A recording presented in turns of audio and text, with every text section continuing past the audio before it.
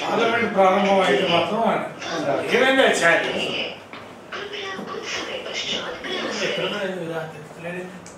23 వరకు ఉంటుంది.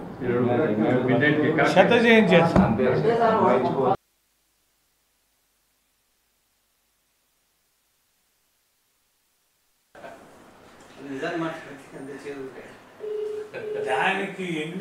ఓ నిజాము పిశాచమా, కానరాడు నిన్ను బోలిన రాజు మాకెన్నడేని, తీగలను తెంపి అగ్నిలో దింపినావు నా తెలంగాణ కోటి రత్నాల వీణ. ఎత్తుతుంటే ప్రతి ఉద్యమానికి కూడా ఒక శీర్షికగా నిలిచినటువంటి కవితా వాక్యం నా తెలంగాణ కోటి రత్నాల వీణ.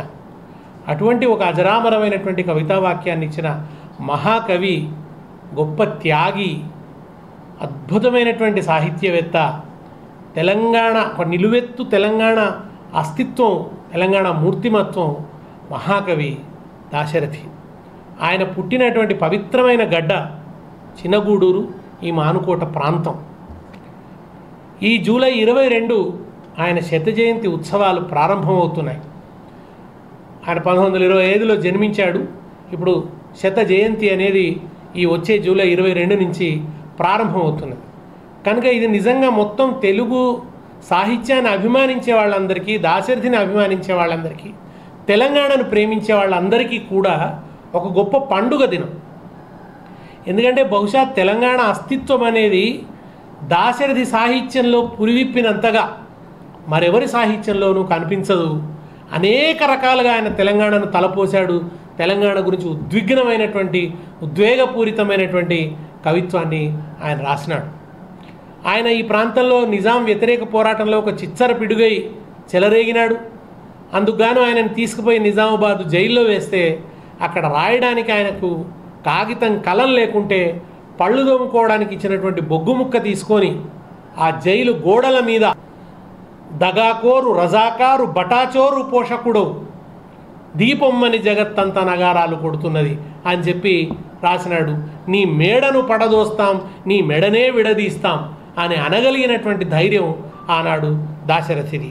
అది మాత్రమే కాదు, ఆయన ఎంత గొప్ప కవిత్వం అంటే గతితార్కిక భౌతికవాదాన్ని ఒక గేయంలో చెప్పేసినాడు ఆయన. ఆ చల్లని సముద్ర గర్భం దాచిన బడబానలవెంతో. చారిత్రక భౌతికవాదం అనేది గొప్ప సిద్ధాంతం. దాన్ని అలవోకగా ఒక పాటలో చెప్పినాడు. పసిపాపల నిదురకనులలో ముసిరిన భవితవ్యం ఏదో, గాయపడిన కవిగుండెలలో రాయబడని కావ్యాలెన్నో అన్న ఆ ఒక్క వాక్యం చాలు ఆయన కలకాలం నిలిచిపోవడానికి. అటువంటి అద్భుతమైనటువంటి గేయాలు రచించాడు. అంటే నిజానికి తెలంగాణ నుంచి మద్రాసుకు పోయి అక్కడ అనేక మంది పోటీ మధ్య నిలదొక్కుని తెలంగాణ జెండాను మద్రాసులో పాతినటువంటి మహాకవి మన దాశరథి కృష్ణమాచార్య. ఆయన అనుభవించిన నిర్బంధం, ఆయన చేసిన త్యాగం తలుచుకుంటే తెలంగాణ వాళ్ళు కలలు కనబడితే కూడా నిద్రలే 2 చేతులు ఎత్తి నమస్కరించాల్సినటువంటి గొప్ప వ్యక్తిత్వం దాశరథి గారిది.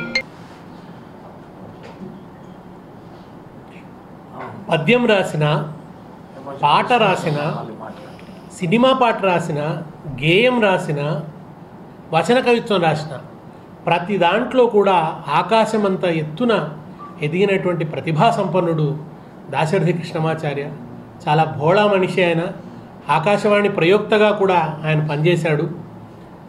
అటువంటి మహానుభావుడి యొక్క శత జయంతి సంవత్సరం ఇది. ఆయన ఈ మానుకోట బిడ్డ కావడం గర్వకారణం. అయితే ఆయన సాహిత్యం ఏమిటి, ఆయన చేసిన కృషి ఏమిటి, ఆయన స్ఫూర్తి ఏమిటి అన్నది ఈ శత జయంతి సందర్భంగా యావత్ తెలంగాణ కూడా మథనం చేసుకోవాల్సినటువంటి ఒక మన ఆయనను తిరిగి తలుచుకోవాల్సినటువంటి సందర్భం ఇది. ఒక సమీక్షించుకోవాల్సినటువంటి సందర్భం. ఆ స్ఫూర్తిని మనం ఎంత మేరకు అందుకున్నాం, ఆయన అందించిన స్ఫూర్తిని ఎట్లా నడిపిస్తున్నాం, ఇవాళ సాహిత్య ప్రస్థానం ఎట్లా ఉంది, ఇవన్నీ కూడా మాట్లాడుకోవాల్సినటువంటి అవసరం ఉంది. ఈ శత జయంతి సందర్భం ఘనంగా జరగాలనేటువంటి ఉద్దేశంతో, అది ఆయన పుట్టిన గడ్డ మీద జరగాలనేటువంటి ఉద్దేశంతో ఈ జూలై 22వ తేదీన శత జయంతి ఉత్సవాల ప్రారంభోత్సవ సభను మానుకోటలో ఘనంగా నిర్వహించాలని నిర్ణయించుకున్నాం. ముఖ్యంగా దీనికి పూనిక వహించారు ఎమ్మెల్సీ రవీంద్రరావు గారు. ఇక్కడి సాహిత్య సంస్థల భాగస్వామ్యంతో, రచయితల కవుల భాగస్వామ్యంతో, గూడూరు వాస్తవ్యుల భాగస్వామ్యంతో, పాత్రికేయుల మీడియా మిత్రుల భాగస్వామ్యంతో, వారందరి సహకారంతో 22వ తేదీన ఒక ఘనమైన సభ. ఈ సభకి స్థానిక శాసనసభ్యులు, పార్లమెంట్ సభ్యులు, డోర్నకల్ శాసనసభ్యులు వీరందరినీ కూడా ఆహ్వానించాలని కూడా నిర్ణయించుకోవడం జరిగింది. వారు సారథ్యం వహించి వారందరినీ కూడా ఆహ్వానిస్తారు. అట్లే హైదరాబాద్ నుంచి ఇప్పటికే ప్రముఖ కవి డాక్టర్ నందిని సిద్ధారెడ్డి గారు, తెలంగాణ సాహిత్య అకాడమీ తొలి అధ్యక్షులు ఆయన కూడా ఈ సభకు రావడానికి సమ్మతించారు. సభలో నేను కూడా ఆయన సాహిత్యం మీద ప్రసంగిస్తాను. సంగిశెట్టి శ్రీనివాస్ గారు ప్రముఖ పరిశోధకులు, ఆయన కూడా నేను ఇప్పుడు ఇంతకుముందు ఫోన్లో మాట్లాడితే ఆయన కూడా రావడానికి సమ్మతించారు. వీళ్ళందరూ కూడా ఆ రోజు దాశరథి సాహిత్యాన్ని విశ్లేషిస్తూ మాట్లాడతారు. దాశరథి స్ఫూర్తితో మన భవిష్యత్ కర్తవ్యాలు ఏందన్నది కూడా మాట్లాడతారు. తర్వాత కవి సమ్మేళనం జరుగుతుంది. ఈ కవి సమ్మేళనంలో దాశరథి గురించి రాసిన కవితలతో, ఆయన ముఖ్యంగా తెలంగాణ అస్తిత్వాన్ని గురించినటువంటి కవిత్వంతో కవితలు చదువుతారు. దాంట్లో కూడా తెలంగాణ రాష్ట్ర వ్యాప్తంగా కవులు పాల్గొంటారు, స్థానిక కవులు కూడా పాల్గొంటారు. ఇక్కడి సాహిత్య సంస్థల పెద్దల భాగస్వామ్యంతో వారి ఆధ్వర్యంలో ఆ కవి సమ్మేళనం జరుగుతుంది. కనుక నేను కోరేది ఏమిటంటే, దాశరథి గారి 100వ జయంతి ప్రారంభోత్సవాలు ఘనంగా జరగాలి. ప్రతి తెలంగాణ బిడ్డ ఆయనను ఘనంగా స్మరించుకోవాలి.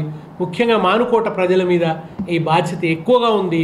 కొత్త తరానికి దాశరథి ఎవరో తెలియాలి, ఆయన సాహిత్యంలో ఎంత గొప్పవాడో తెలియాలి, పోరాటంలో ఎంత గొప్పవాడో తెలియాలి, ఆయన చేసిన త్యాగం ఎటువంటిదో, తెలంగాణ ప్రజలు ఆయన్ను నిరంతరం ఎందుకు దలుచుకోవాలో కూడా తెలియాలి. కనుక ఆ కర్తవ్యం నెరవేర్చే దిశగా ఈ సభలు జరుగుతాయి. సభలు విజయవంతం చేయవలసిందిగా